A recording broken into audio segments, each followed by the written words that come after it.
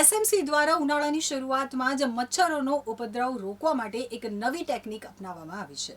સુરત મહાનગરપાલિકાએ ઉનાળાની શરૂઆતમાં જ મચ્છરોના ઉપદ્રવનો સામનો કરવા એક નવી ટેકનિક અપનાવી છે। રાંદેર ઝોન વિસ્તારમાં મચ્છરોના વધતા ત્રાસ અને પાલનપુર, ભેંસાણ તેમજ જહાંગીરાબાદના લોકોને થયેલી ફરિયાદોને ધ્યાનમાં લેતા એસએમસીએ ડ્રોન દ્વારા દવાના છંટકાવનો પ્રયાસ શરૂ કર્યો છે। આજે સુરત મહાનગરપાલિકાના મેયરની હાજરીમાં ભેંસાણ વિસ્તારમાં પ્રથમ વખત ડ્રોન દ્વારા મચ્છરોના બ્રીડિંગ સ્થાનો શોધી દવાના છંટકાવ કરવામાં આવ્યા છે। આ નવી તકનીકથી એસએમસીના કર્મચારીઓ પહોંચી ન શકે તેવી મુશ્કેલ જગ્યાઓ પર પણ અસરકારક રીતે કામગીરી કરી શકાશે।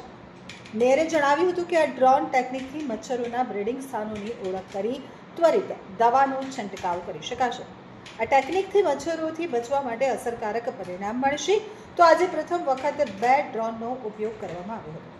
આગામી દિવસોમાં વધુ ડ્રોન વડે મચ્છરોના ઉપદ્રવને નિયંત્રણમાં રાખવા દવાનો છંટકાવ કરવામાં આવશે। એસએમસીએ ખાતરી આપી છે કે આ પ્રયાસથી સુરતના નાગરિકોને મચ્છરોના ત્રાસથી રાહત મળશે। સુરત મહાનગરપાલિકાના નાગરિકોને મચ્છરોના બ્રીડિંગ સ્થાનો જેવા કે પાણીવાળી જગ્યાઓને દૂર કરવા માટે પણ સહયોગ આપવા વિનંતી કરી છે। આ વિસ્તારમાં ખૂબ જ મચ્છરની ફરિયાદ હતી, એટલે સુરત મહાનગરપાલિકાએ એક નવું ઇનિશિયેટિવ કર્યું છે કે ડ્રોન દ્વારા દવાનો છંટકાવ, જ્યાં સફાઈ કર્મી ભાઈઓ પહોંચી શકતા નથી એવી જગ્યાએ જઈને ડ્રોન દ્વારા સર્વેલન્સ કરાવીશું અને ત્યાં દવા છંટકાવીશું। આ ડ્રોનનો ઉદ્યોગ મહત્તમ આવનાર સમયમાં મહાનગરપાલિકા કરવા જઈ રહી છે। મોન્સૂનના સમયમાં પણ જ્યાં જ્યાં પાણી ભરાણ હશે, અગાસીમાં પાણી ભરાણ હશે, તે એરિયાનું સર્વેલન્સ કરાવીશું અને તે એરિયામાં જઈ અને ડ્રોન દ્વારા અમે દવા છંટકાવીશું એટલે મચ્છરની ઉત્પત્તિ ઓછી થાય।